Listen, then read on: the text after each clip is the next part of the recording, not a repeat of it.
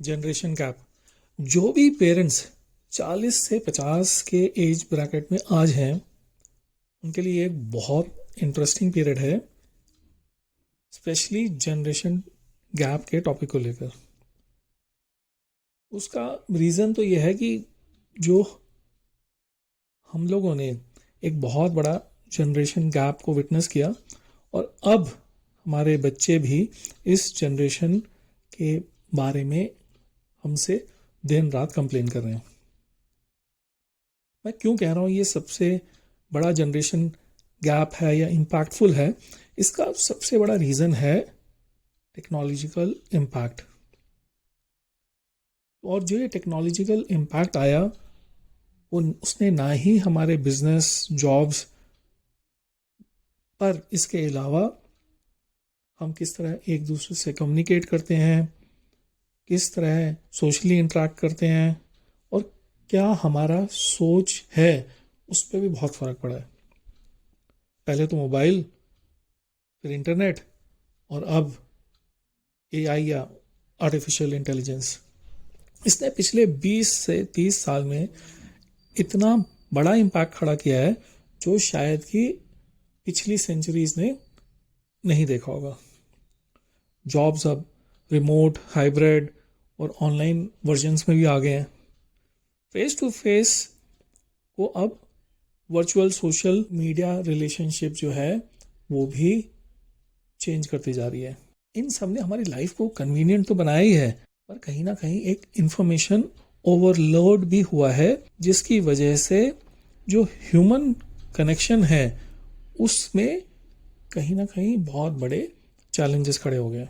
अगर मैं पेरेंटिंग की बात करूं तो मुझे जानकर एक बहुत शॉक हुआ जब एक पेरेंट ने बोला कि उनके बच्चे 2-2 दिन तक भी अपने रूम से बाहर नहीं निकलते हैं और उनके साथ उनका इंटरेक्शन इज ऑलमोस्ट ज़ीरो। हम हमारे टाइम में तो ये सोच भी नहीं सकते थे, पर आज की जो जेनजी है वो अपनी स्पेस को लेके बहुत ही, मैं बोलूँगा, वोकल है और वो इस चीज़ को एनफोर्स भी करती है, जो शायद हमने सोचा भी नहीं था। देखिए, सब जनरेशन्स के पास अपने पर्सपेक्टिव्स थे और इन्हीं पर्सपेक्टिव्स की वजह से ही डिफरेंट चॉइसेस सामने आई, जिसने ये सो कॉल्ड जनरेशन गैप को खड़ा किया है।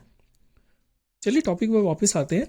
तो मुझे लगता है जो सबसे बड़ा जनरेशन गैप इस वजह से आया है और ये द्वंद्व हमेशा चलता रहेगा, वो है traditional values versus modern aspirations. हमारे समय में तो जॉइंट फैमिली से न्यूक्लियर फैमिली का शिफ्ट होना शुरू हो गया था और कहीं ना कहीं जो ट्रेडिशनल वैल्यूज जो फैमिली की एल्डर्स की वजह से या बॉन्डिंग की वजह से मिलते थे, वो धीरे धीरे स्लिप होने लगे। रीति रिवाजों ने ट्रेंड्स और मॉडर्निटी की जगह ले ली। इसका बहुत बड़ा इफेक्ट सोच पर भी पड़ा है। कहीं ना कहीं अगर फैमिली सपोर्ट सिस्टम वीक हुआ है तो साथ के साथ में भी इंडिपेंडेंट डिसीजन मेकिंग में भी नई जनरेशन ने बहुत बड़ी बड़ी कॉल्स लेनी शुरू करी हैं। मैं अपना एक पर्सनल एक्सपीरियंस बताता हूँ करियर चॉइस को लेकर। मेरे और मेरे फादर के साथ में आफ्टर स्कूलिंग ग्रेजुएशन की चॉइस को लेकर बहुत डिस्कशंस होते थे।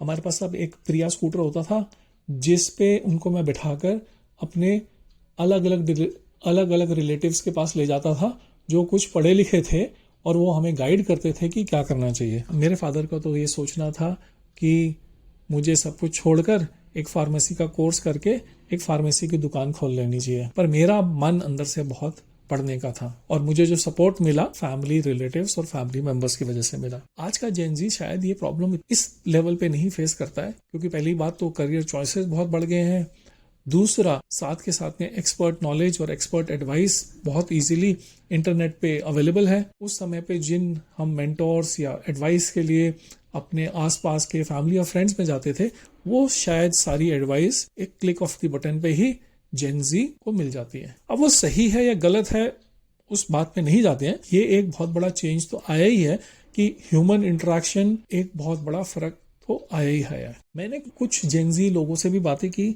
और उनसे कुछ कॉमन पैशनेट क्वेश्चंस थे, जैसे कि कुछ एग्जांपल्स ले लेता हूँ। My parents should trust me, they should not over share my problems with others. अब नेक्स्ट सुनिए, also they should not over share their problems to us. और लास्ट वाला तो क्लासिक है, they should not do what their parents did to them. Interesting. In the end, जैसे कि मैंने पहले कहा, जनरेशन गैप की बात हमेशा चलती रहेगी।